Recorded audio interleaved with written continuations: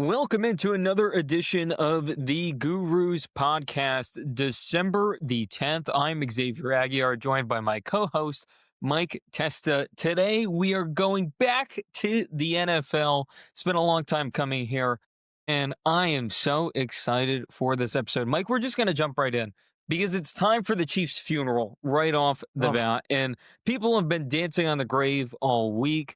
Sunday Night Football, they had a disastrous loss to the Houston Texans, which pretty much sealed their fate, especially with the Chargers win on Monday Night Football. So it looks like the Chiefs are missing the playoffs for the first time in the Mahomes-Reed era. And what is the main case of this downfall? I just want to jump in right off the bat because it seems like there is this misconception. Everyone has an opinion on this, but it seems obvious to me, and I think we're kind of in the same vein here. How would you diagnose this downfall? Because even if you were a little bit lower on the Chiefs this year, which I was, and I said that during our over-under podcast, I could have never imagined this, particularly with a weaker conference, and you get 7 teams in the playoffs. And the fact they can't even find a spot there is kind of mind-boggling to me. But everyone is getting blamed, Mike. Anyone from Brent Veach to Andy Reid to Andy Patrick Reid. Mahomes to Travis Kelce to Taylor Swift. Everyone, and even the refs, people are doing they don't have the refs on their sign anymore. Oh, I've heard that one. It is literally ridiculous. But to me, it is so obvious. So, Mike, start us off. What is the main reason for this downfall? Well, they just can't get out of their own way. I mean, they are, this year, particularly the 2025 Chiefs, are the most unclutched team in the NFL. I mean, this was a team last year that famously went 11-0 in one-score games. That was their whole shtick. They were 14-1 heading into the last game of the regular, or 15-1 heading into the last game of the regular season. They really only lost one game with Mahomes. Because remember that last game last year, they rested their starters, and they lost like 38-0. But really, last year, they won all the one-score games. Their only loss was to Buffalo by 9 in the regular season, really.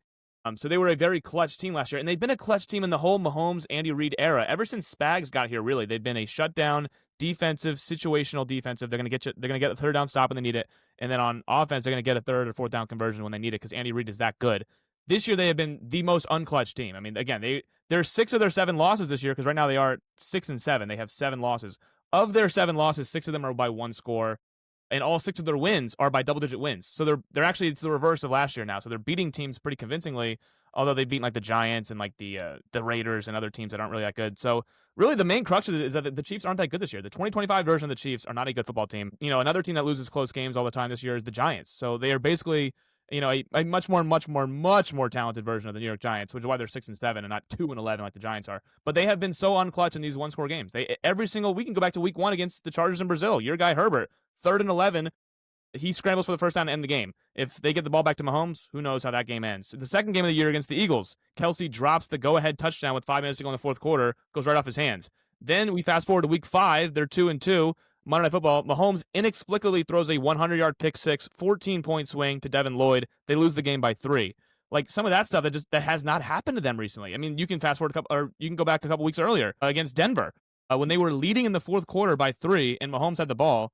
And they lose that game by 3. I mean, it's just like they are not making clutch plays at all. They led in Dallas in the fourth quarter, 21-20. They lost that game. And then Sunday night was just a culmination of all of it. It was the first time where you really saw Andy Reid pressing, and he really, when you go for it on 4th and 1 at your own 30-yard line in a 10-10 game, that reeks of desperation. It's like, okay, we need to get this thing going. We're running out of time, A, in this game, and B, in our season.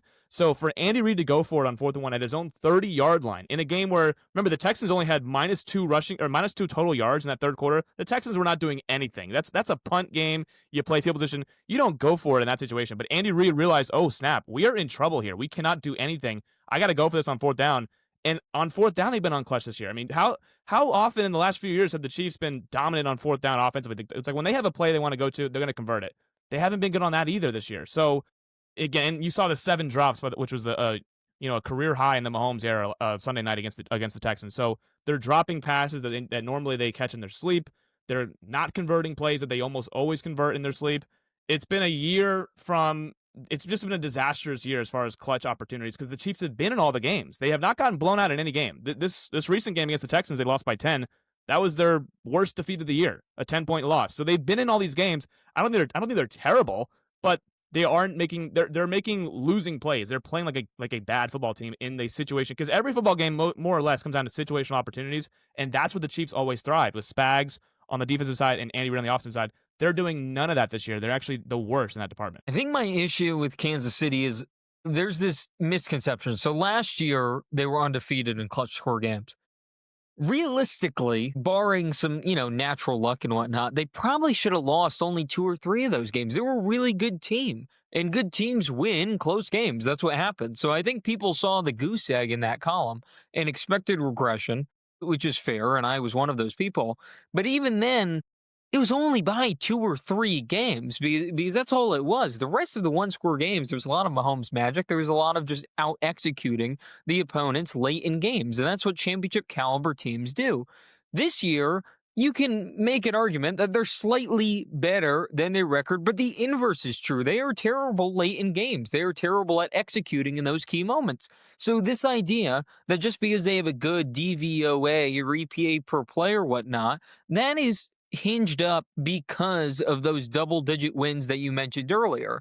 That is not accurate to what this team actually is, which is a flawed roster up and down that is being strung together because they have a Hall of Fame coach in Andy Reid and a Hall of Fame quarterback in Patrick Mahomes. This is not a good football team. And the idea, and I've heard it multiple times, that they suggest that this team this year is actually better than the one last year because their EPA and DVOA and all those things are higher. But that's not actually accurate. The offensive line is worse. The defense situationally is worse. And then the key players at key positions like Travis Kelce, like Chris Jones, like George Karlaftis are all worse as well. And you can throw in Rashee Rice, who I know missed a lot of time last year.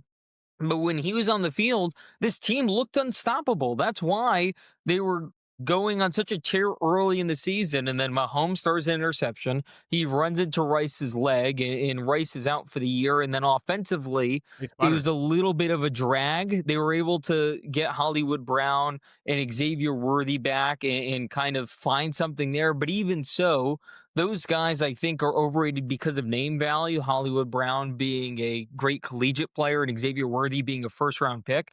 I don't think those guys are as productive as the casual NFL fan seemingly thinks they are. I think this wide receiving core, although better than some of the poor teams in the NFL, is still below average, and that hasn't been talked about nearly enough. And right now, if you look at the landscape of the AFC, this team, if you just take out Mahomes factor, which I know is hard to do, and I know that's kind of counterintuitive, but it just entertain me here. If you take Mahomes' name off and you take out the actual perception of the Chiefs prior to this current team, this team's not scary. This team's not scaring anybody. They're not good. They can't execute in key moments, as I've said. The only thing to fear about this team the entire season is past performance, which I understand you can't really bake out of the situation. But my point is this. Everyone would understand why this team is bad in a nutshell, based off what is going on in front of us right now. And I understand that's hard to conceptualize because I don't think we thought the fall off of Chris Jones would be this rapid. I don't think we thought Karlaftis would be a zero. I don't think we thought the secondary would take a minor step back. I don't think we thought the offensive line would be so battered. I think we all thought the run game collectively would be a little bit better. I think people forget that Carson Steele was a lead back for a few weeks last year for Kansas City, okay? Surely that was going to improve. And with Rashee Rice healthy now for the entire season coming off that suspension, they have a wide receiver one, and that should be it. Just having Mahomes and Rice should be enough to kind of be the catalyst to get this team, even if they're not winning the AFC West, into the playoffs. And sure, the argument's there that maybe they're a win or two better than being a goose egg in the win column this time around, and that's fine. But at the end of the day, it doesn't really matter if this were a 6 or 7 seed. The problems remain the same. This team is just simply not good enough, and that is partly because, unlike the Patriots, who we'll get to in a little bit throughout their dynasty, the Chiefs haven't been able to supplement the two eras well enough. And I want to save that point for this, Mike, because Mahomes has been getting varying levels of blame here. And notice throughout that entire monologue I just did, I didn't mention him really once as far as a reason for this decline. Do I think he's been as good as in past years? Absolutely not. I think the accuracy is a little bit of an issue at times. And you mentioned those 7 drops. Part of the drops, in my opinion, are because these Mahomes passes simply aren't as pinpoint as they once were. Guys are having to twist and turn in ways they haven't had to in prior years.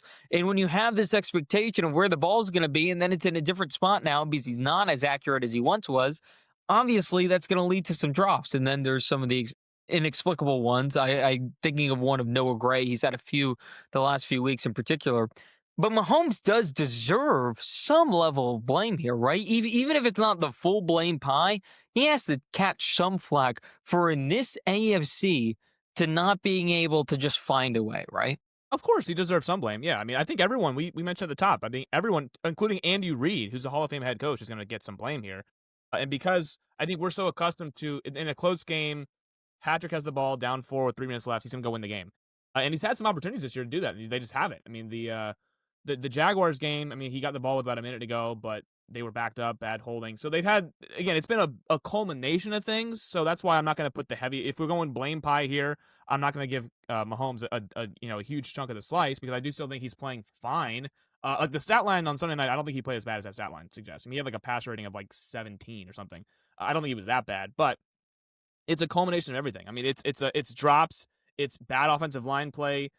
Andy Reid, you could argue has not been his best this year. I mean, it's everything. I mean, I'm not displaying a blame from Mahomes, but yes, in this AFC, and we can take a look at it with the quarterbacks in that field. It's shocking that Mahomes is 6-7. It's shocking that Lamar Jackson is 6-7, but at least he has the excuse of he's missed a month with the hamstring injury. But it's just been very strange. Like Mahomes has had games this year where he's been unbelievable. The Lions game, he was great. The Raiders game, he was great. I mean, the Raiders, everyone's great.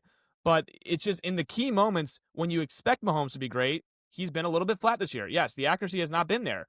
And you mentioned the run game, which we thought would be better. And when Mahomes is their leading rusher in like 7 of the games here, that's a problem. I mean, they are not getting anything as far as the run game. In fact, their run game really in a lot of these games is Mahomes scrambles, which are not designed runs. Those are him like I got to make a play because nothing's really going on right now. We need to make a play. And these games are close. Like the Chiefs games have been close, and they have lived and thrived in close games. But when Mahomes is consistently doing that thing where he does in the playoffs, where he ratchets up the scrambles and the legs, that's a problem because he doesn't usually do that in September, October. Usually they're coasting, and he does it later in the year when they actually need it.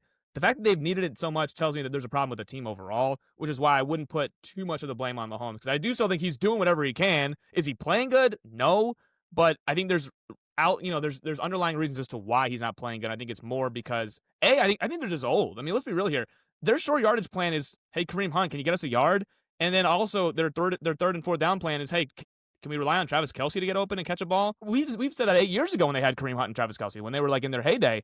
We're still relying on that. I mean, again, Rashee Rice has been underwhelming this year. He was so good in the first 4 games last year. He's really taken a step back. The offensive line, which was a problem in the Super Bowl last year and kind of was a little bit of a problem toward the end of the year that no one was really talking about, is still a problem this year. So I think all of that culminating with also the Spags defense has not been getting clutch stops like they usually have. They're not an opportunistic defense anymore. So all of that being said, I think the pie, if you had to go like, split it into blame percentages, I don't think I would give him a hefty percentage of the blame. I wouldn't either. I think the offense is rather predictable, as you mentioned, especially because they can't run the ball. And it was funny because for a few weeks at the beginning of the season, Hunt was converting on a lot of those third and fourth and shorts.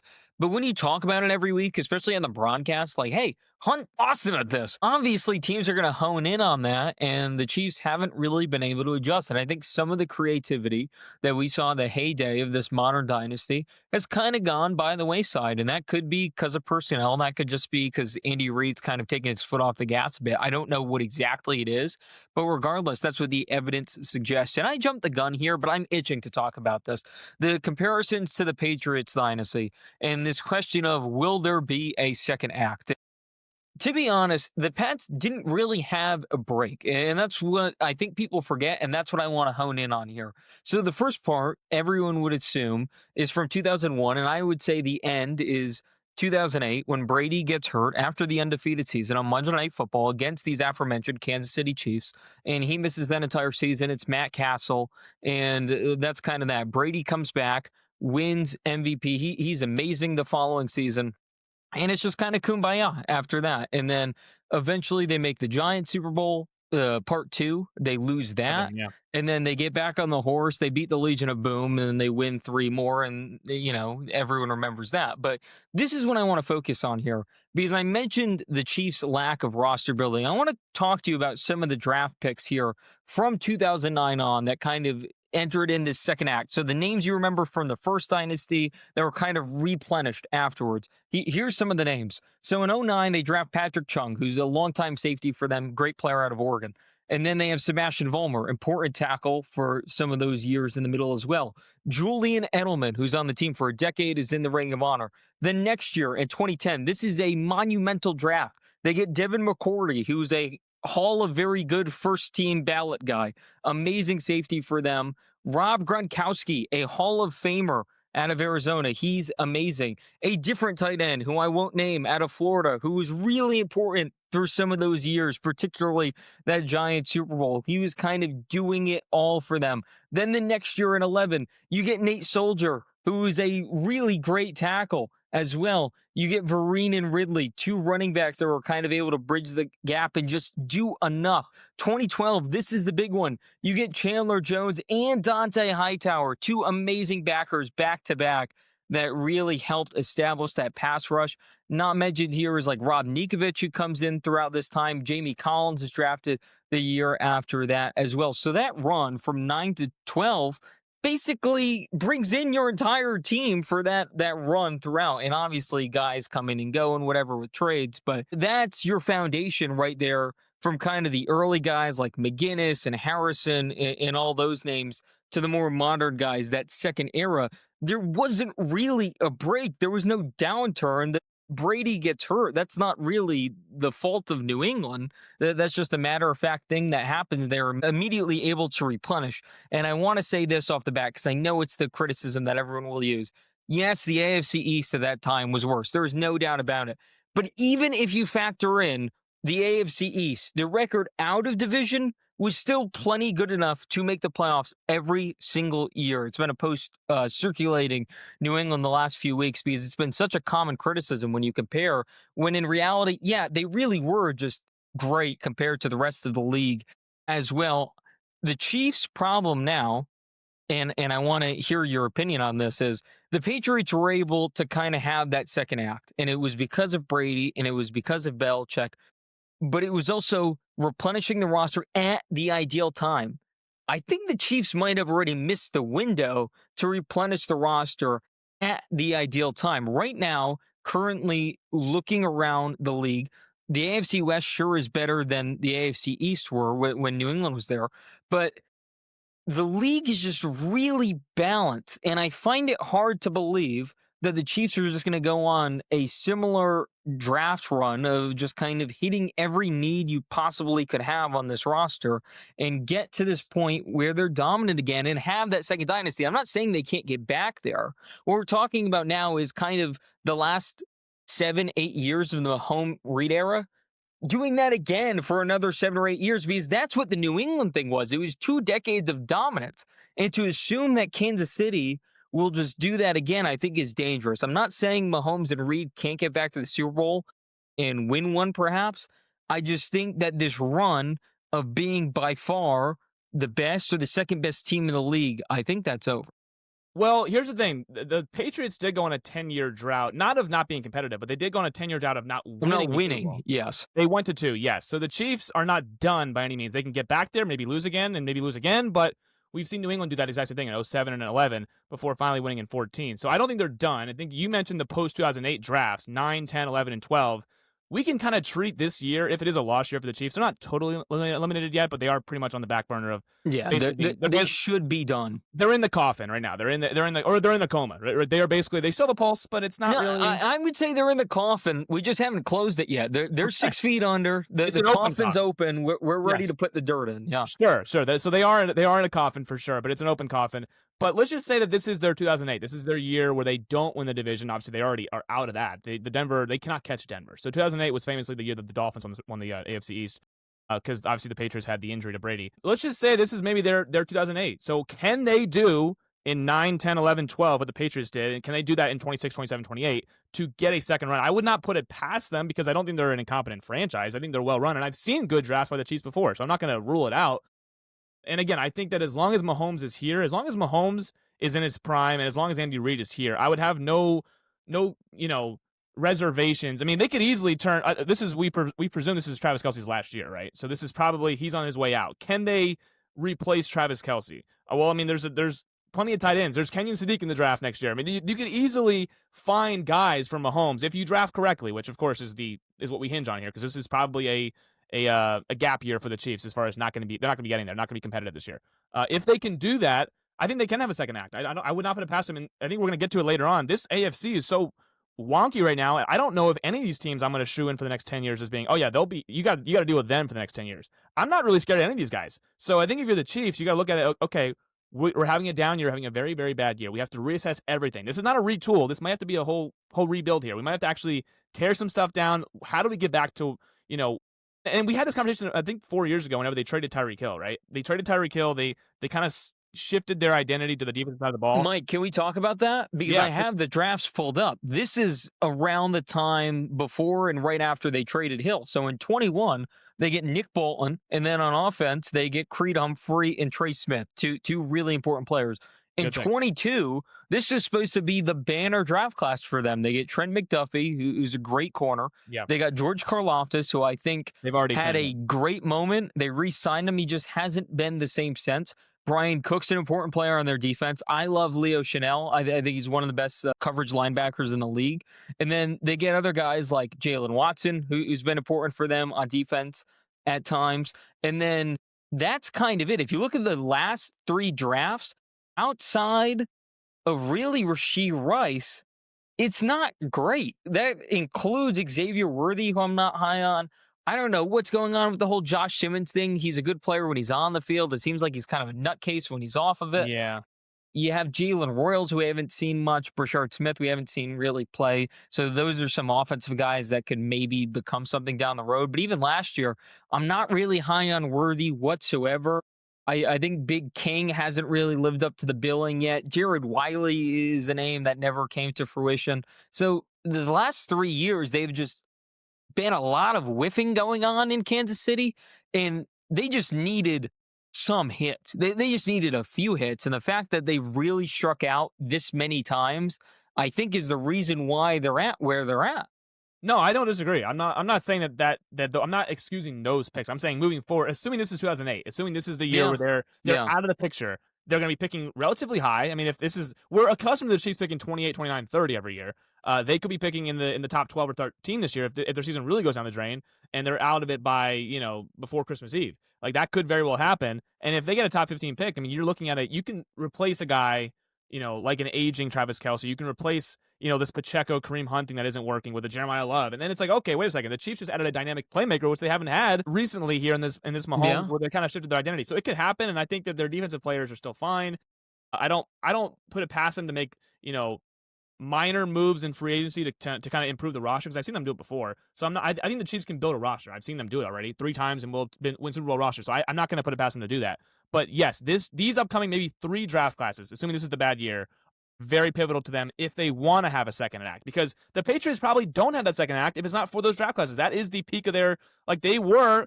Again, it's hard to be great for 20 years. It just doesn't happen in these sports normally, especially in the NFL. There's so much parity. So yes, of course you have to nail draft picks. If you have a prime quarterback that you're going to have for a decade plus. Mike, I want to bring this up though. It wasn't just the draft picks. There were some great UDFA ads as well. Rob Ninkovich, Malcolm Butler, just to name a few. But what we've seen with all great quarterbacks, because to stay on Mahomes thing, with Mahomes and with Brady, I mean, we can go to Drew Brees, who won a Super Bowl and then did not get back to an NFC Championship game until 2018. That was 8 years later. With Rodgers, win the Super Bowl in the 10-11 season, still has not gotten back to a Super Bowl, didn't get back to an NFC title game for 5 or 6 years. So these are all-time great quarterbacks that had blips of, the Packers were bad for a few years. People always think, the Packers were great for 20 straight years with Brett Favre and Aaron Rodgers. No, they had some 7-win seasons. They had some 6-win seasons. Mixed in there, with Rodgers dealing with injuries and their roster being really bad and having bottom 10 defenses. Those did happen before. Again, and now we see it with Allen and Mahomes. We think they're going to be there every year. But with Lamar, Allen, Mahomes, it just doesn't happen like that. Eventually, there is going to be one of these years where you're not competitive, where the roster is not as good as you thought you were. You don't win the close games. that does happen. So I'm not going to say that the dynasty is over because they had a terrible season, which is looking like they're going to have a terrible season. Because I think as long as, like, we all talk about windows, as long as your window, as long as your quarterback is there and your head coach is there, and these are two Hall of Famers, I'm not going to shut your window down. Like with the Cincinnati Bengals, with Joe Burrow, he famously said, as long as I'm here, the Bengals Super Bowl window is open. And I would just say, well, Zach Taylor's there too. And I don't know if Zach Taylor's a Super Bowl winning head coach. It's a little bit different because they only got there once, and I don't think they're going to be getting back there. But the Chiefs have gone there now 3-4 years in a row. I would not think, okay, this is a blip year. I would not put it past them to be right back in the picture next year. I just think it's harder than people are making out to be. I guess that's my mission statement here, because it's not just the draft, it's not just the UDFA. Also, the Pats had kind of an ideal change throughout this time as well, where they get McDaniels back as offensive coordinator after he fails on a few spots, St. Louis and Denver. But beyond that, there's also this idea of we're drafting too many bust wide receivers and playmakers early in the draft. We're going to take these guys who are either kind of under the radar or not as perceived as good as they are throughout the rest of the league, and we're going to turn them into being viable guys, and we're going to focus on defense, and we're just going to constantly have more supplenished defense year in and year out. That's why you get the additions of Danny Amendola. You get the additions of a Wes Welker, which was a great move on the margins at the time. You get the additions of a Chris Hogan. Those are really important guys to these teams. They really are. And it might not sound like it, but Danny Amendola as a wide receiver too was kind of laughed at the time. But when you have Gronk and you have Edelman, Amendola can kind of be this slot guy who at critical junctures of a game can get open. And that doesn't seem like a lot. But especially when we're talking about the Chiefs right now and their lack of timeliness and their lack of just playmakers on offense, that proves dividends. So my point here is it's not just filling in a hole here and filling in a hole there. If they want to actually get back to the Super Bowl and win, they need to change their philosophy, and they have to plug a lot of holes. And I don't think it can just be next year. This might be a few years process. And you mentioned the Pats have the 10 years of drought with winning a Super Bowl. I think part of the reason why that is kind of pushed to the side in this is because, yes, they made 2 in the interim, but it's also who they were running against. There was a lot of Peyton Manning in there. There was a lot of playing Hall of Fame talent quarterbacks, or playing in tough places like a Denver on the road in the playoffs. Which is always a tough place to play. Look, I'm not saying they can't do it, and I would never say that because I have immense respect for Mahomes. I think if he retired tomorrow, I would regard him still as the second best quarterback to ever lace up a pair of cleats. So I have the world of respect for him. But the roster is just simply not in contending place at this point. They're not getting any younger. Chris Jones is probably only going to get worse from this point on. And there just needs to be a philosophy change because at some point, what you're doing kind of runs its course. And in the second half for the Pats, it kind of transitioned from a defense-first approach to Brady is running everything. He's the entire offense. He has the car keys, he has the car, and he's the entire car lot. Everything goes through him. And I don't know what that's going to be for the Chiefs. Maybe they kind of let Mahomes loose a little bit more. They get some more vertical playmakers again, like which was so potent when they had Hill. They've tried to do that and it hasn't necessarily worked because these guys just kind of stink. But maybe they do try to lean into that a little bit more and make sure Mahomes is kind of running everything. I don't think he has the acumen that Brady did, so that might not be as easy, but we'll see. All I'm saying is something has to change. It's not as simple as, well, they'll get this guy here and this guy here and they'll be back. I think it's a lot more deeper than that. Well, I want to go back to your original point of you saying it's much harder. It's much harder to do it because I think that another thing here is there used to be 2 bye weeks. The Patriots would always get a bye and get that week off. The Chiefs' whole thing was... Yeah, and they would play the Jets twice, so that's... Yes, but they'd get a first-round bye, and there would be 2 bye weeks in this previous format of when the Patriots went on their dominant 20-year run. The Chiefs' whole thing was get that number 1 seed because that was only 1 bye, and the Chiefs have been getting that 1 seed more often than they haven't, and they get that week off. And that, by the way, what the bye does is you only have to win 2 rounds to get to the Super Bowl. So you're really just 2 wins away from a Super Bowl, and of course everyone looks at you differently if you just get to the Super Bowl. But I want to stay back on the timeline that you mentioned because you were mentioning that they were bringing in great quarterbacks. I have a slight rebuttal here because the 07 year where they lost the Super Bowl to the Giants, we can kind of compare this right on the timeline here because the Chiefs just recently lost the Super Bowl to the Eagles. 08 was the gap year for New England. You could argue 2025 is the gap year here for the Chiefs. And then after I know where this is going. I know. the Patriots get back on the saddle. They lose at home as like 14-point favorites to Mark Sanchez and the Jets. Following year, they lose the Super Bowl again. Then they lose at home to Joe Flacco in the AFC Championship game. No disrespect to Mark Sanchez or Joe Flacco, but I don't think there's another Flacco in there that you missed, but regardless. There was another Flacco in there that I yes. Okay, but there was Sanchez, there was Flacco. They didn't run into Big Ben somehow at all. Yeah, can I rebuttal that point? And I think you'll agree with me here. Flacco's one of the best postseason quarterbacks of all time. So you really just lost to Mark Sanchez. That's it. And you're going to lose to a schmuck quarterback once in a while. That's just kind of life in the NFL. Outside of Sanchez, I know Flacco isn't on the same tier as like a Big Ben or a Peyton Manning from the AFC of this time period. I get that. I respect that. No, I know, yeah.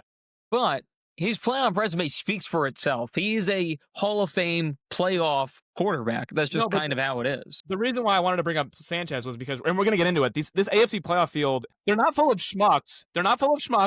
But somebody's going to lose to a guy that's like, wait, you lost to him in the playoffs? There's a lot of schmuck potential here. I don't know if in 2010 people were calling Mark Sanchez a schmuck quite yet. He wasn't a schmuck, but what was that Jets team? That was a awesome defensive team that ran football. It was not, Mark Sanchez was not the leader of the New York Jets. He was a good quarterback. I'm not saying I'm not saying he was a schmuck. I'm saying if you look at this AFC playoff field, there's not schmucks in it, but when you look at those, okay, sure, but let's take a glass half.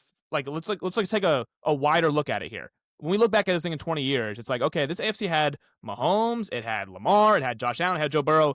What was that playoff field in 2025? Who was hosting playoff games? Was that Bo Nix and Trevor Lawrence? Yeah. Was that Aaron Rodgers at age 42 hosting playoff games? It's going to look a little weird. That's all I'm saying. So when we go back to 2010 and we look at Mark Sanchez beat Peyton Manning on the road in the playoffs and then went on the road and beat Tom Brady in the playoffs, we can't really grasp that. So I'm just saying there is some similarities of like, okay, you lost to who in the first round? Not saying that, again, Kansas City won't be in the playoffs this year, so it's probably not going to even matter. But going forward, if these are the AFC playoff teams going forward, it's not that ridiculous to say, oh, he can't beat C.J. Stroud in a playoff game, or he can't beat Daniel Jones in a playoff game. I think he could. I would imagine. So Drake May, I think, is in the driver's seat, and then you have Allen, then you have Burrow, and then you have Jackson. So that's 4. I would imagine, just based off history, that one of the Bo Nix, the C.J. Strouds, the Justin Herbert, and Trevor Lawrence is just figure it out. And obviously Herbert, and maybe you could argue Lawrence, because of what's going on with Cohen right now, they would be the most primed to do that.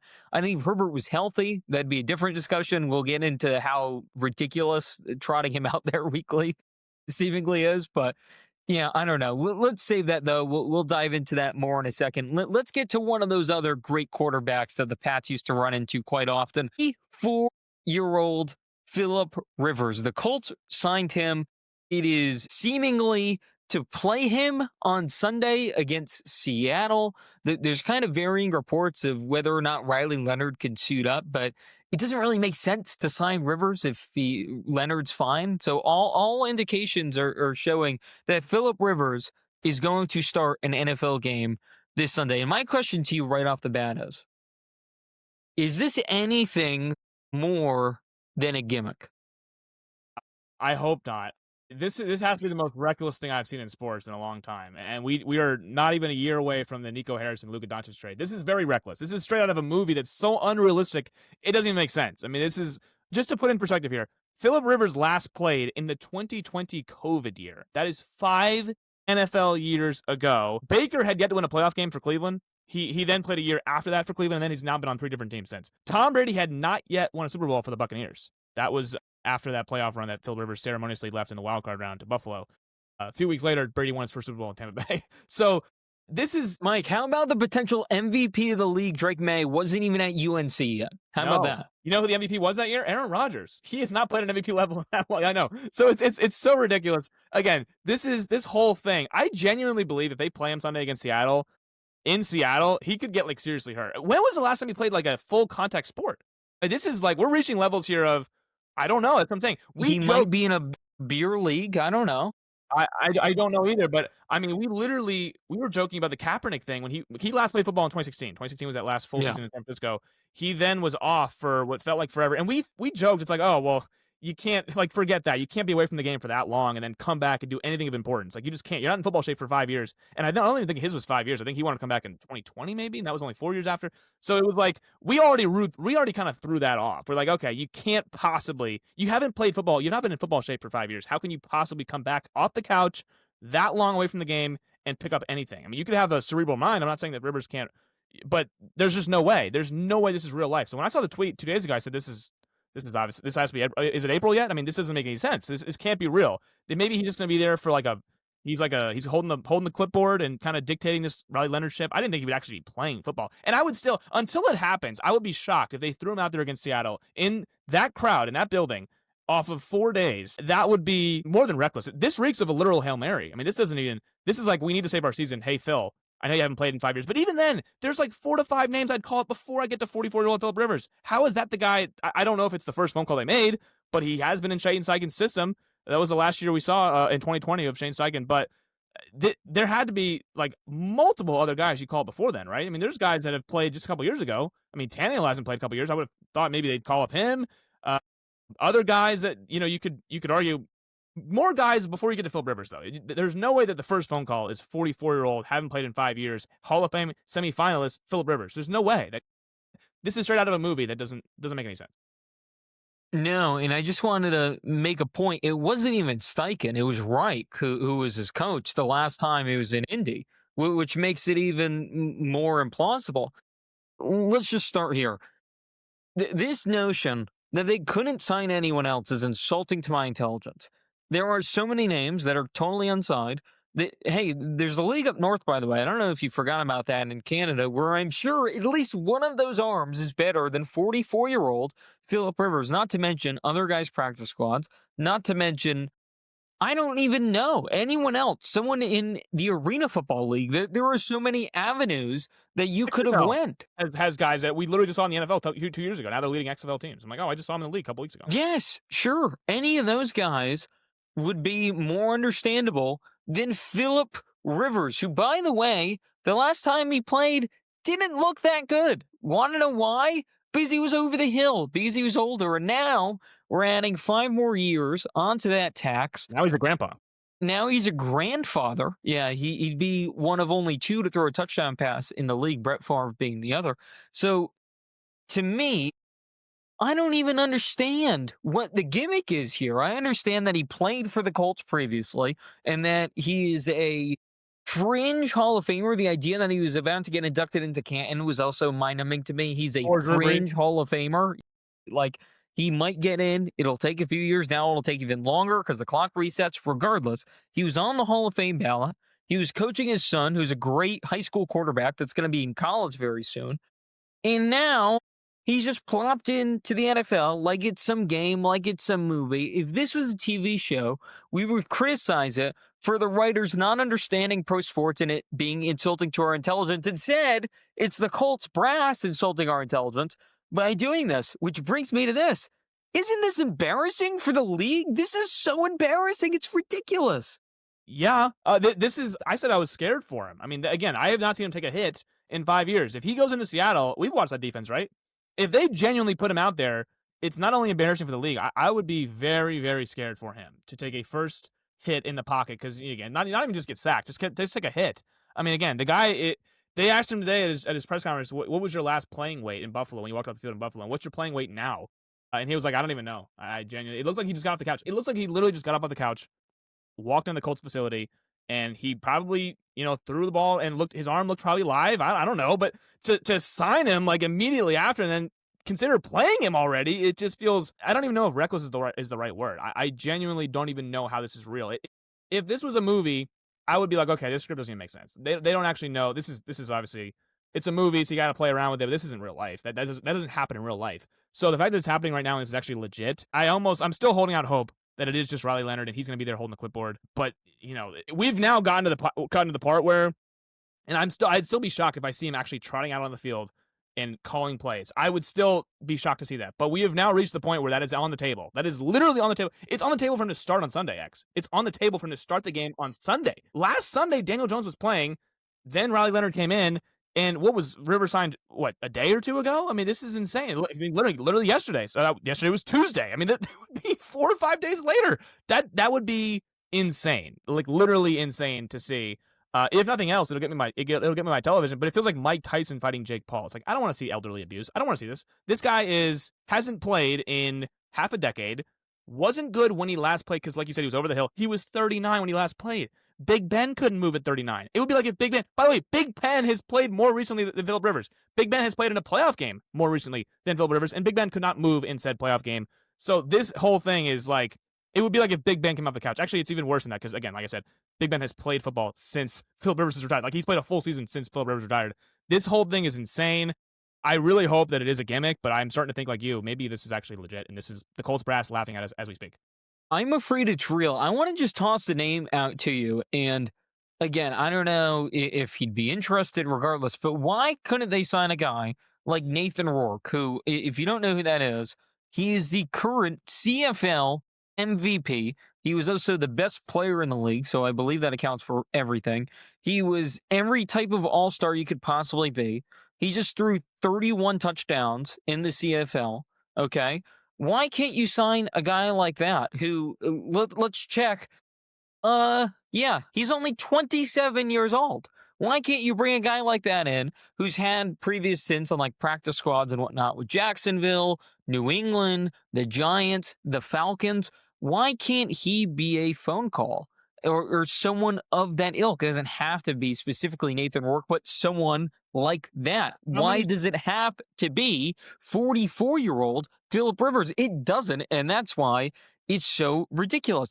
Do you have any sort of equivalent for this? I've been thinking about this since it happened. Is there any sort of other sport or life equivalent to this? No, I don't think so. I'm genuinely the thing I thought about first was Mike Tyson putting on a fight for, Can I give you one? Can I give you one? And I want to hear your opinion I on this. I still So have another one, yeah. once in a while, this drives me up a wall too.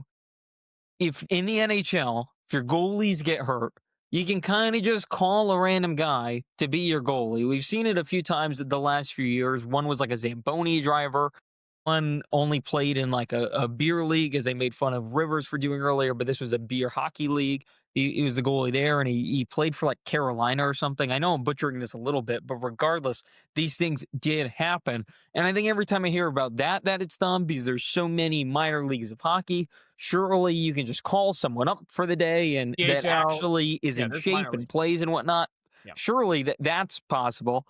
This, I think, is worse because, with all due respect to the NHL, this is the National Football League. This is the most watched thing by far in this country. When you look at Nielsen ratings now, at the top, it literally says excludes the NFL because the NFL tends to make up anywhere from 95 to 99 of the top 100 watched things each year. You usually get like an Emmy and a Grammy, and once in a while, like a college football final, something of that ilk. But that is how dominant the NFL is. So again, with all due respect to the NHL, it's stupid there too.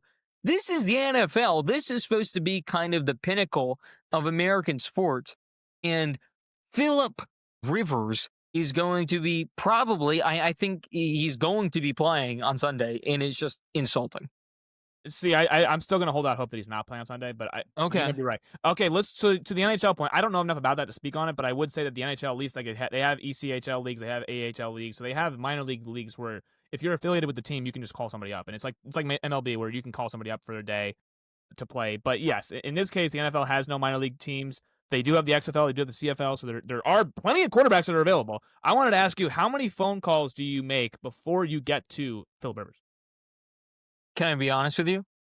How many phone calls, generally? Like, how many? Okay, now we're out of. Okay, fine, call Phil. Like I said, you never get to it. You never get there because you can also, I'm pretty sure this is still fine. You can hunt off other people's practice squads, correct?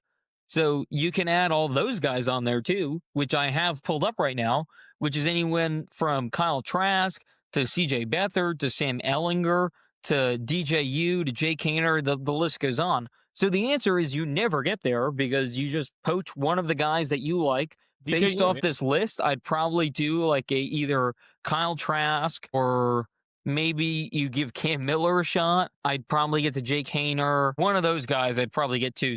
Sam Hartman's still on a practice squad as well. So one of those guys, you never get to him. I know you want like a definitive answer, a numerical answer. I can't get there because it would never cross my mind.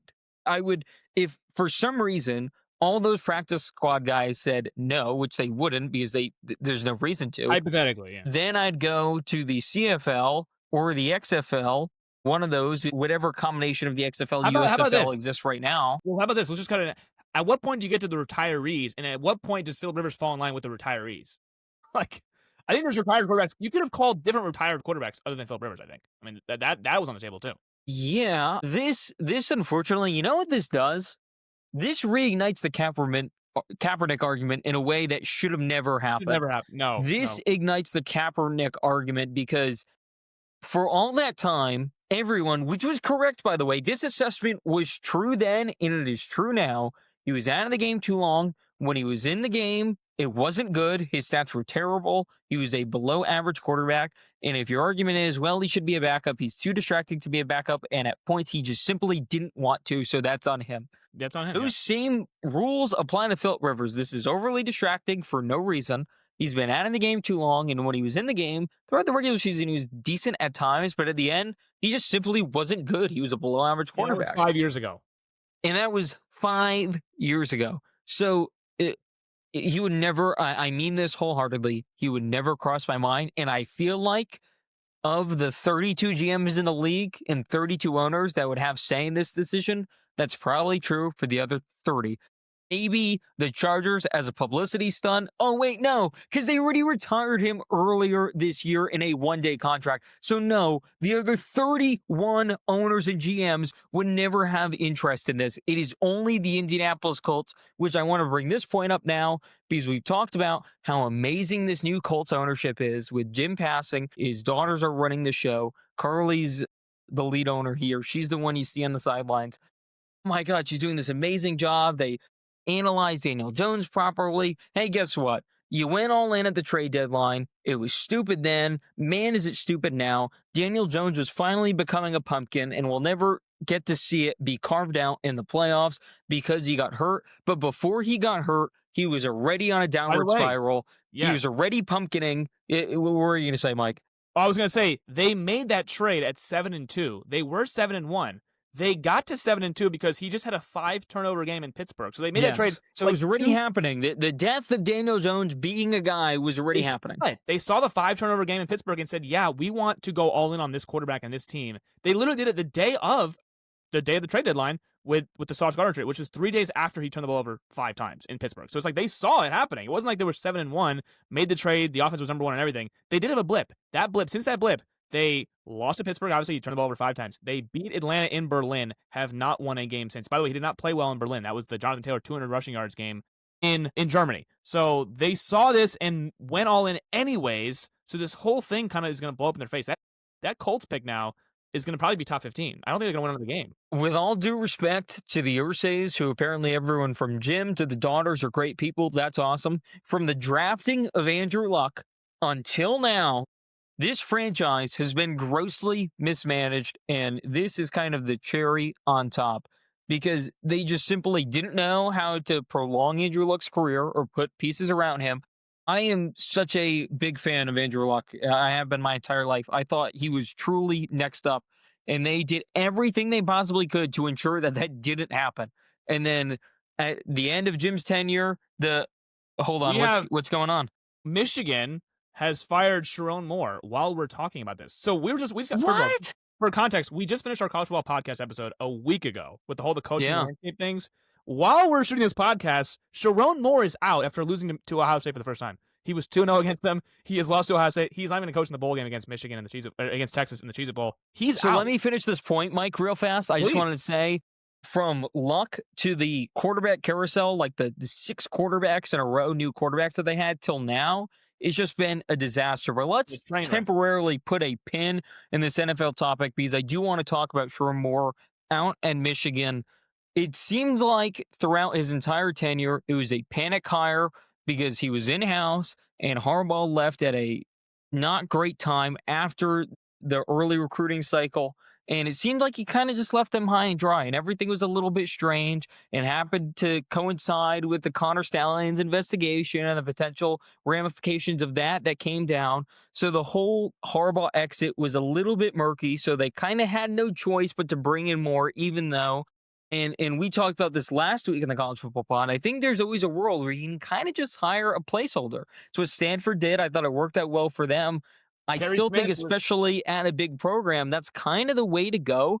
Because rather than waste 2 to 3 years with a guy that isn't the guy, that you know can't be the guy, you might as well just waste one and then get kind of ahead on the next coaching cycle, especially when you're Michigan. You're such a big brand as Michigan. I don't think they'd run into the same problems that Penn State has ran into the last few months. But why But did they do it now, though? They could have well, done this. well, that's what we're going to talk about here. I'm going to ask you, why did they do it now? Because surely you have a theory trying to analyze this right now, right? Well, I figured if they really, I mean, Matt Campbell, Penn State kind of just ran into that because we thought Terry Smith maybe was going to be the ripped off the interim tag. Yeah. They get him. They quickly pivoted to Matt Campbell, and again, Penn State has been doing this for. They had the longest coaching search because they did it first. They fired him in week 5 or 6. Michigan now does it after the whole recruiting cycle. Now, the timing of this is so weird. If they wanted Matt Campbell, shouldn't they have gone after Matt Campbell, like legit proven coach at Iowa State? If he can win at Iowa State, couldn't he win the Big Ten? Penn State thought so. Why would Michigan think so? Can I give you the thing on Matt Campbell? And it's the same I said on Heartline. If he was such a great coach, wouldn't have happened prior. And I know he's had options. So you're I saying know the Michigan Jets have wasn't came calling a few times. But surely, if he was held in such high regard, it felt like it was Penn State's backup plan. It was kind of smash case in case of emergency. It was one of those things. No, I I like don't. Matt Campbell, but I think, yeah. again, if you're in such regard, it just happens eventually at a bigger place. Penn State couldn't get anyone, so then they pivoted last second. Okay, at least Matt Campbell's a name. At least Matt Campbell's a guy that our boosters will respect and our fans know. So naturally they hire him. My question to you is, Mike, doesn't this reek that someone's in their pocket now? Doesn't this reek of they have a backup plan? It feels like for a university as calculated and as smart as Michigan throughout their entire history, surely they know something that we don't, right? Marcus Freeman? I don't know. I have no idea. But I mean, Marcus Freeman has been throwing a fit right now at Notre Dame as the fact that they just missed the playoff. Obviously, famously, they got left out. They're not in a conference, blah, blah, blah. I don't know. You don't do this unless you have someone that's maybe currently playing in the playoff or someone that is about to leave their place right now, late in the cycle, obviously. This is very, very late. This is that's why the timing is, I was surprised to see the timing of it, because usually if you're going to fire your head coach, you would do it immediately after that final regular season game, like we saw with Kentucky did with Mark Stoops and plenty of other places. This is a little strange. This one, the timing of this is very strange. So that maybe you are on to something about the fact that they had to have some kind of someone's in their ear saying, if you fire Sharon Moore right now, you can turn around and do this really quickly, because this cannot be dragged out. Make no mistake about it. You can't wait until. I mean, who would they be waiting for till the end of the season for the NFL or something? Like, could they be waiting for Tomlin? I mean, like, what are you waiting for here? It's such a late thing in the cycle. The only things that I would say in the NFL sphere is waiting for Tomlin or Harbaugh is sick of LA. I don't think either of those things are true. Harbaugh, after beating the Eagles, said that win was equivalent to the birth of his children. So I don't think he's leaving anytime soon. And Tomlin, even if they knew that they would get Mike Tomlin if Tomlin fails in the playoffs, which feels inevitable. That happens every year, yeah. Don't think they'd wait that long. That's a long time, especially even, again, I just talked about how you could kind of bury a year, and I do believe that. But not for a guy that is not proven at this level, you can't, or at least that has clear upside. We have no idea if Tomlin could succeed in college in any way. There's no evidence of that. That's a month away. I don't think that they would do this right now. No. This feels like something that's going to happen quick. I don't know. I mean, I don't know if it's going to happen on our podcast, but if I was just looking, right now, I was trying to find additional information. We can't. So what we're going to do is we're going to put a pin in that, and if it comes back up, we'll get to it. But speaking of Harbaugh, we want to circle back to the AFC here, and let's just bring up this fact, Mike. One of these quarterbacks is going to make the Super Bowl. Okay, you ready? Bo Nix, Drake May, Trevor Lawrence, Aaron Rodgers, one-handed and completely battered Justin Herbert, Josh Allen, in the worst season he's had since being a guy, basically, since his first few years in the league when he was a project, and then C.J. Stroud. So one of those guys is going to make the Super Bowl. I am discounting Lamar Jackson. I'm discounting Patrick Mahomes, and I'm discounting 44-year-old Philip Rivers, and I'm discounting Tua Tagovailoa because Yeah, your he's in there too. Dolphins are Hey, technically they're in there. in the hunt. They are Yeah. also 6 and 7. So outside of the obvious, which is Josh Allen, and you can talk about him too in your answer. Doesn't it feel implausible that one of these guys is going to represent their conference in the AFC? And if you had to, I don't want to hear about the rosters. Just give me the quarterback. No rosters. Tell Okay. me who you trust and why. I can't pick Josh Allen, is what you're saying, because this would be an easy one for me. I would just pick Josh Allen. Even in his worst year, Yeah, I'm taking them outside of blindfolded. Josh Allen. Yeah, Okay, because he's obvious. Because by the way, that's happened before where quarterbacks haven't made it in their down year, and it's like, oh, that go figure. That actually checks out because we've seen John Allen make it in one of his last years. We've seen Peyton Manning make it in literally the worst year of football he played. So I would not rule out Josh Allen, obviously. But other than that, Yeah, Peyton Manning was not a part of that equation whatsoever. They could have made that with us under center. But yes, anyway. Brock Osweiler was playing better that year than Peyton Manning was, but that's another thing. Of these names, I would go Drake May. If I was to rank them in order, I'd go Drake May. I think I would then lean. Mike, stop. This is the next part of the game. Gosh. Right now, on December 10th, 2025, how large is the gap between Josh Allen and Drake May on a trust level, and then Drake May and the next closest guy to him? The next closest guy I was going to say was going to be one-hand batter Justin Herbert, and I think that's a very, very, very, very big gap right now as far as like what's currently constructed. As far as do I trust Justin Herbert? Not even close to as much as I trust Drake May right now. Not right now, as far as what he currently is. Bo Nix and C.J. Stroud, I'd like to. Matter of fact, Bo Nix, Trevor Lawrence, and C.J. Stroud, I'd like to throw in the same exact grouping because I don't know. It's Jekyll and Hyde. Whatever week you're going to get him. I mean, with Lawrence and Nix. It's like they could make wow plays, and then it's like, what are you doing? In the same game, that could happen for both those guys. For Stroud, at least I've seen him in 2 playoff games, or in 4 playoff games, I should say, but 2 playoff wins. So I think I would kind of put him in a bit of a higher regard than both of those other guys in that grouping. And then 42-year-old, freshly 42 this past week, Aaron Rodgers. He's a young pup compared to Philip Rivers. Hey, compared to Philip Rivers, Aaron Rodgers is spry. He looks like he's 20. But out of those guys, I would be absolutely floored if Aaron Rodgers was the guy. I don't trust Aaron Rodgers. Look, I love Aaron. I'm actually a big Aaron guy. But in a playoff game, he's attached to Tomlin. The last time I saw Aaron Rodgers even playing a playoff game, he dropped 10 points against the Niners at home, and that was his MVP year. So I don't trust Aaron in a playoff game, obviously. And really don't trust any of these guys in a playoff game. I mean, again, after Allen and Drake May, who, by the way, has yet to play in a playoff game. So I'm even putting him in there, but he hasn't played in a playoff game. Bo Nix has played in 1. He was whatever. They lost by 30.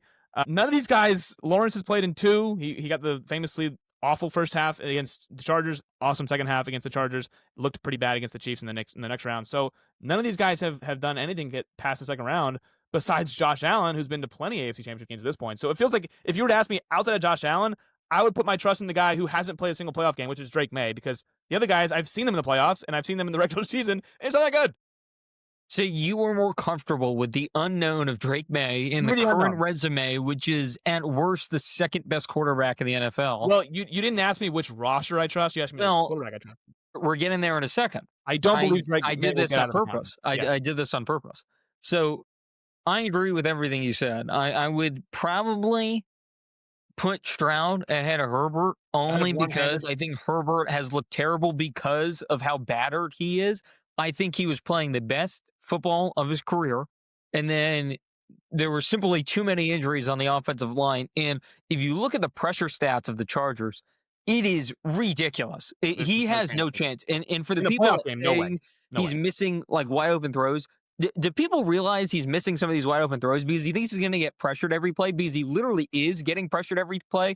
I feel like that gets lost sometimes because in a playoff game, if you're getting pressured every play, you have no chance. No. The pass rushers in the playoffs are way better than even the guys he's playing. I think you'll agree with this.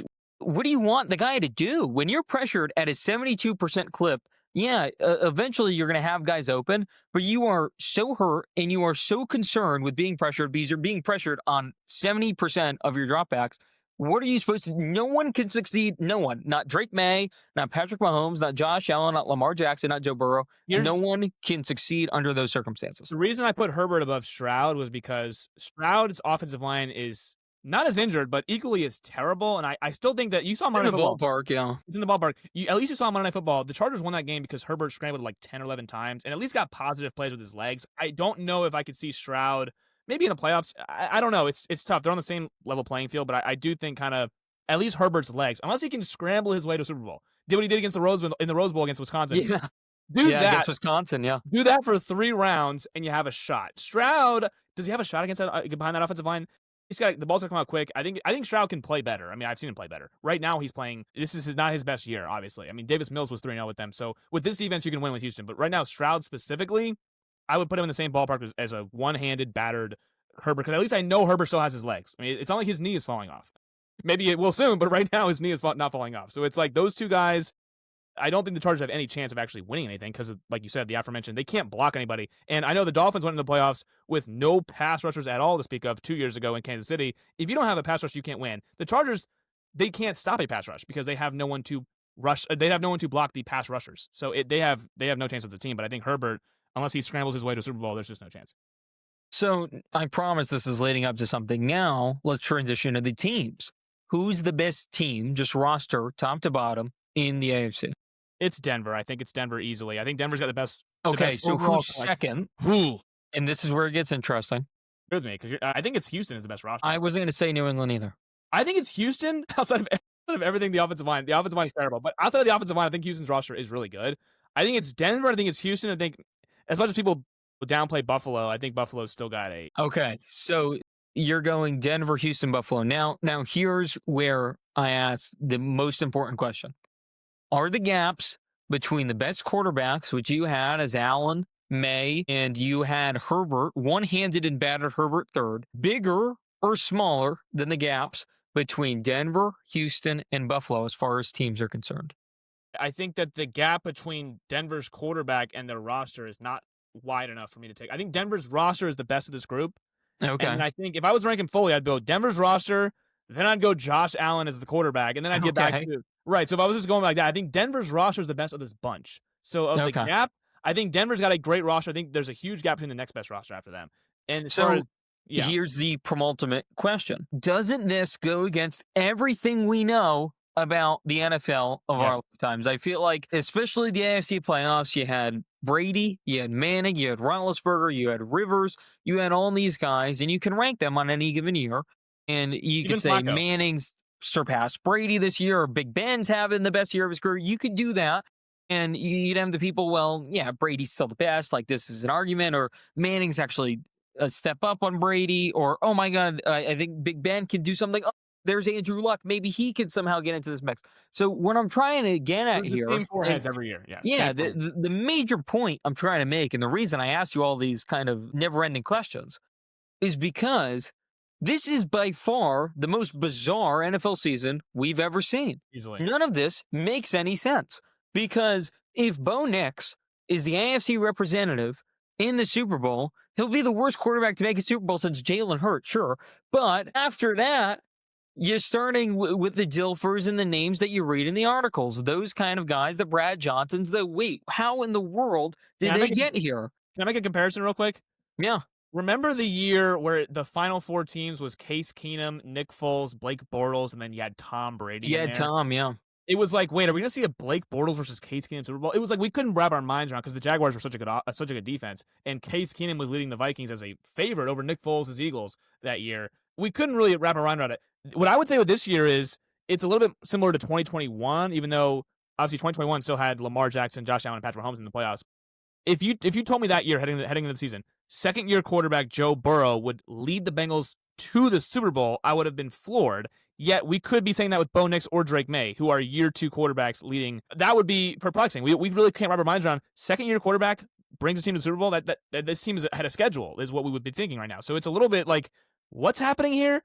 Trevor Lawrence, CJ Stroud. I mean, that wouldn't sound ridiculous a couple of years ago because like, oh, these are like top 2 picks who are going to be making a lot of money. That wouldn't seem ridiculous, but we're watching the games. That does seem ridiculous considering. Yeah. So it's like, yeah, this doesn't make it. This goes against anything we've been taught as kids. It's like, okay, these are the quarterbacks that are in it every year. One of them will represent the AFC.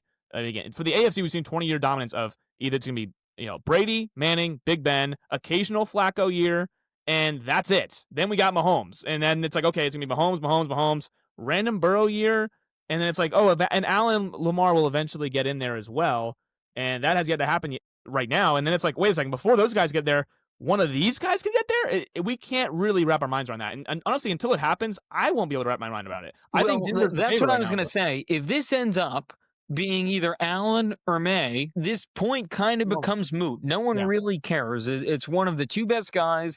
May's having a historic season for someone his age. It Even is May, in though. the pantheon of guys around this age. He's right there with the Marinos, the Mahomes. All the advanced statistics show that he's there. What were you going to say? I was gonna say heading into the year though, May would be. I would still No, be I'm trying to look at this, what we know now. what we That's know where I'm trying now, to go with this. but Yeah, at what the we know time, now. I'm trying to go 4 years in the past. At this time, 4 years No. ago, would you have imagined Joe Burrow going to the Super Bowl? We knew he was good, but would you imagine him going into Kansas City and winning, going into like would we imagine that? No, we would not have. Not really. I mean, maybe I would have thought he would do it eventually, but not at the Not in his time. first full No. season starting. No, because remember, this is No. really May's first full season starting. He did not Yeah. start the and same thing with And Burrow. Burrow got hurt his first year, so this is really his first full season starting. So exactly.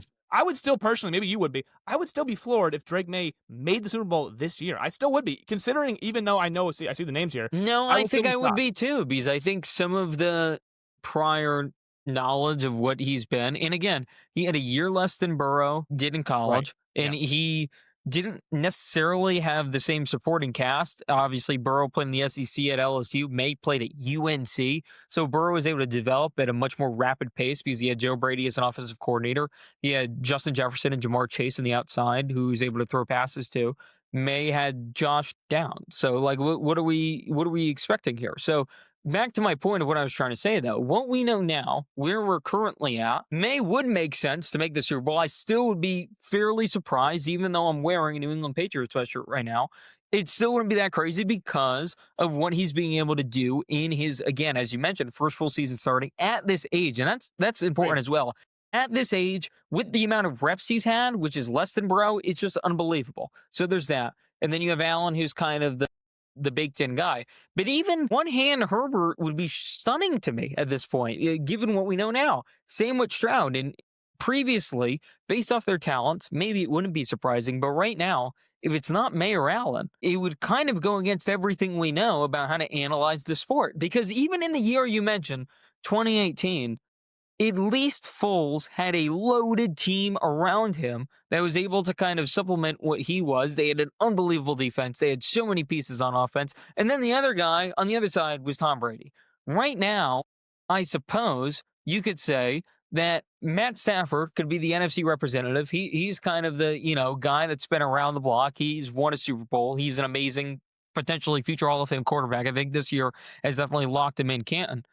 But on the other side, even if it's Allen, it's a little weird, right? Because that roster's not that good. And if it's May, it's still a little weird, right? Because that roster is even worse. So it just, even when you go back and try to compare it to something else, you just can't even get there because of how strange and bizarre that these roster compositions are paired with the quarterbacks trying to lead them. And I think Denver has a great roster. Do I think Denver's roster is so imposing that they can afford Bo Nix to kind of keep playing the way he's playing? No, I don't.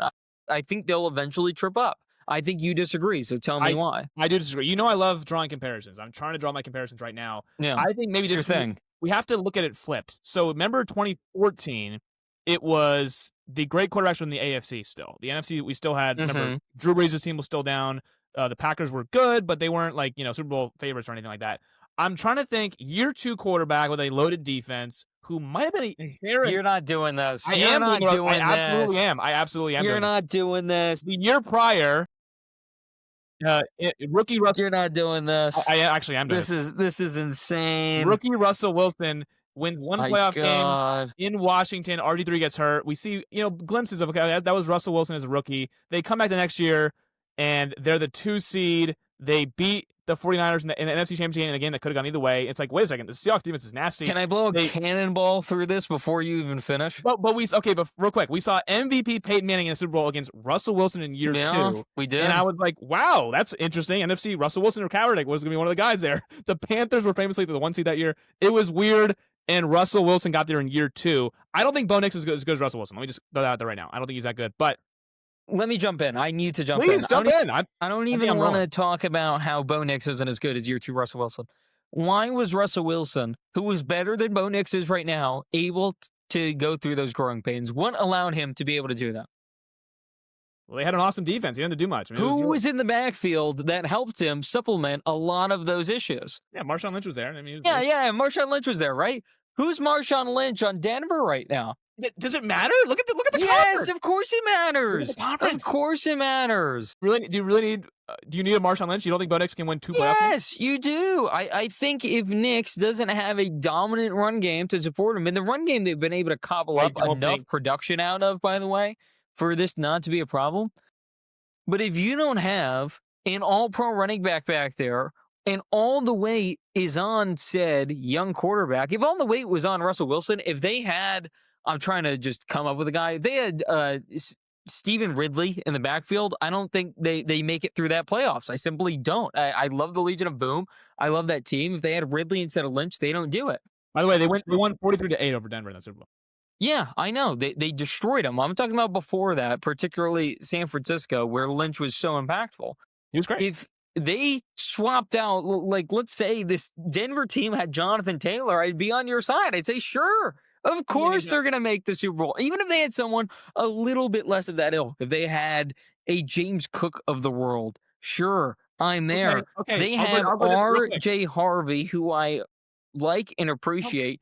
That is such a downgrade. But Mike, none of it's the same because the quarterback's worse, the defense is worse, and I love this Denver defense. You know that. I love this Denver defense. It's not as good. I'll make a different one. They don't have the running back to lean on when the quarterback goes sideways. That's totally fine. I'll go even worse quarterback than Russell Wilson then. I'll go worse than Bo Nix.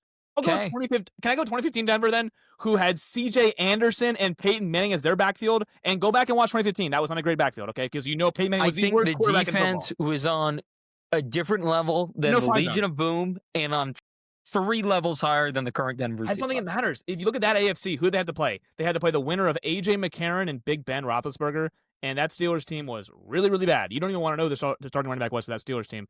This AFC is that bad. I mean, it just genuinely is. They beat Tom Brady 20-18.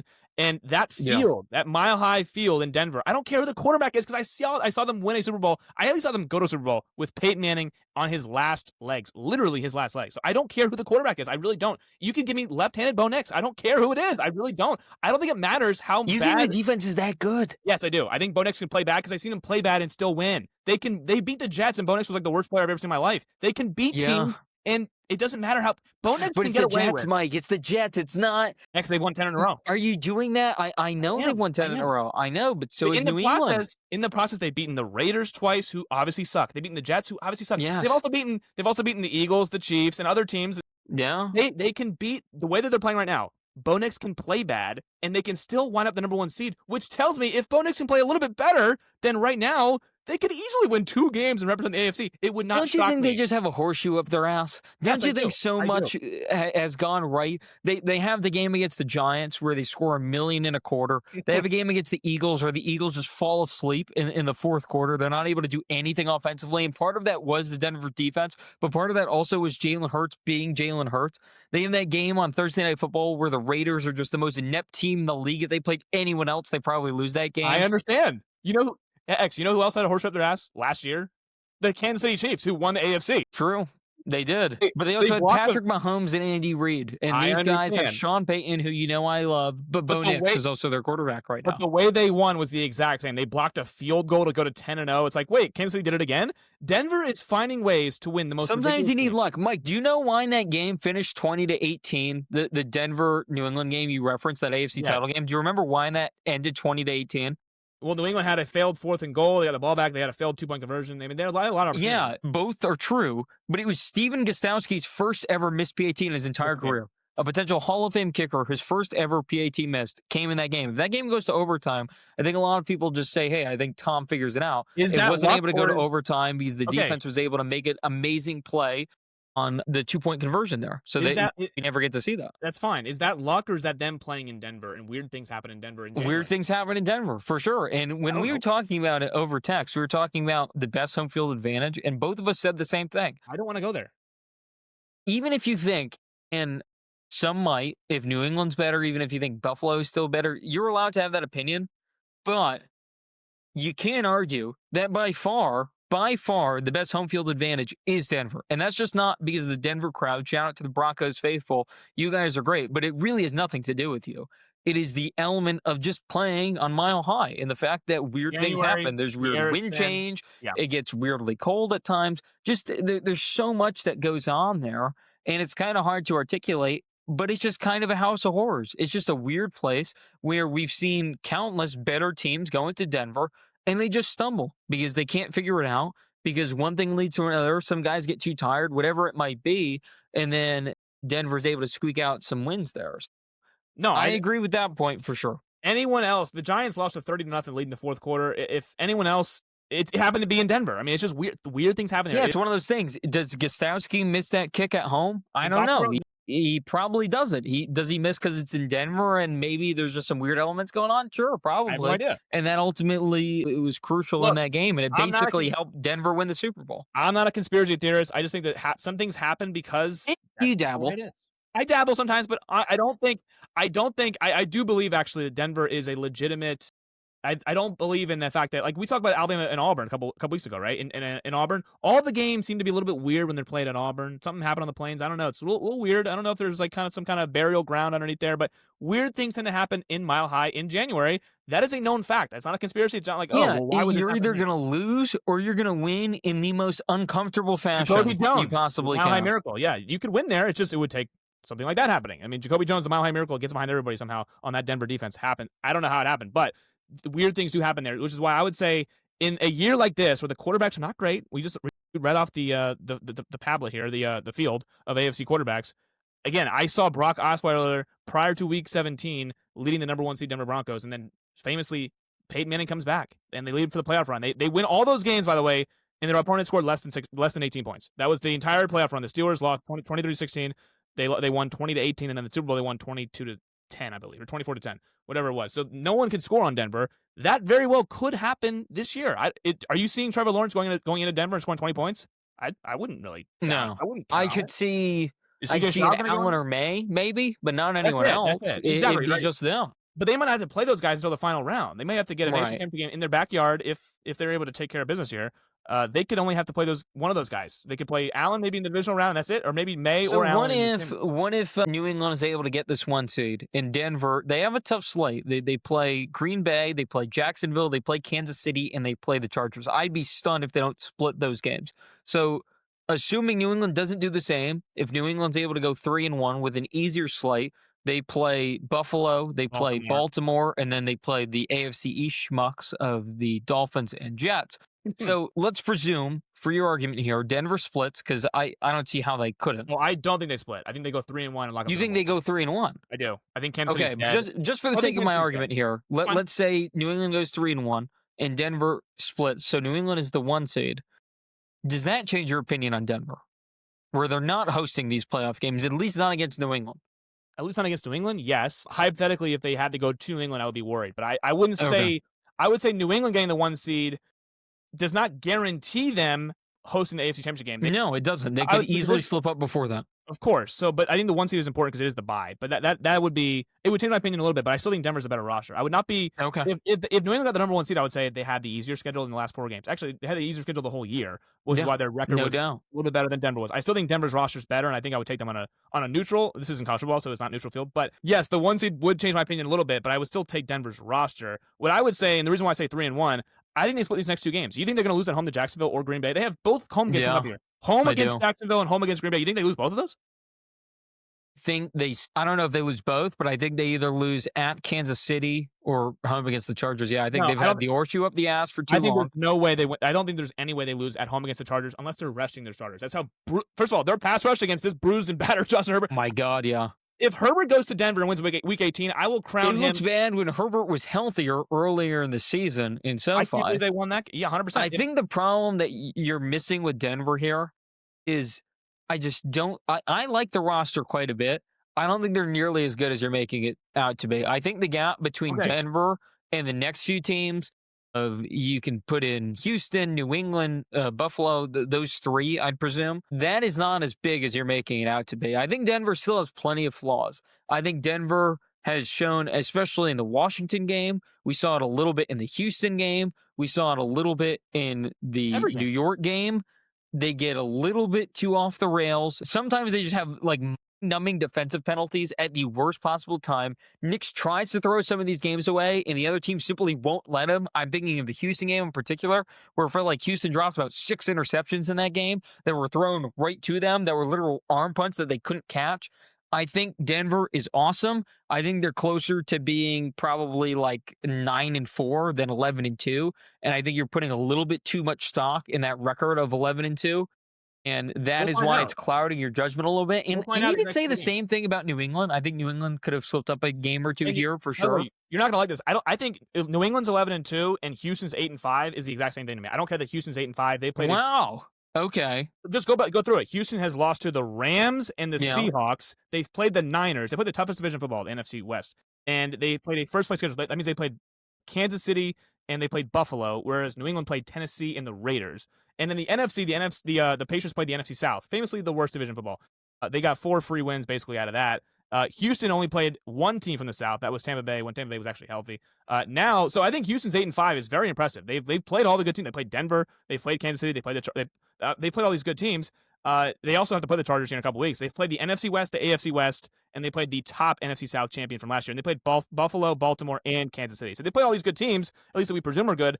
New England's 11-2. Houston's 8-5. I think they'd be about a pick 'em on a neutral field. That's what I would think. Honestly, I don't think the rosters are very far apart. I think actually New England is a year ahead of schedule, and I think Vrabel's doing a great job. But I think Houston's roster's right. I agree, but New England's won all their quote unquote tough games, and fine, totally fine.